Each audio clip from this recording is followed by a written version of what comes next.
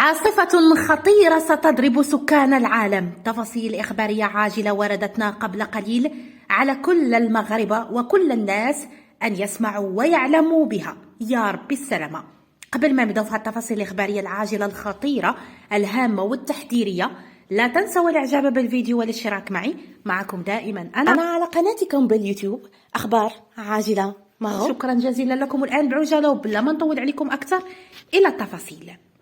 في التفاصيل ديال هذه الأخبار الخطيرة، حيث حذرت تقارير صحفية من أن عاصفة مغناطيسية عنيفة شديدة تستهدف الأرض ما قد يهدد أنظمة الاتصالات والملاحة والأقمار الصناعية. أصدر خبراء الأرصاد الجوية يوم أمس تحذيرا من عواصف مغناطيسية خطيرة أرضية قد تستمر حتى يومين بعد اليوم، قائلين أن انفجار البلازما الناتج عن التوهج الشمسي يمكن أن يتداخل مع البث اللاسلكي على الأرض.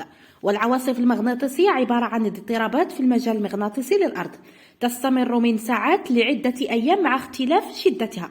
وبينما أكدوا الخبراء أنها ليست هناك أي دوافع للقلق من هذه الظاهرة، شددوا على أن ذلك يمكن أن يوفر أيضا مشاهدة رائعة للشفق القطبي.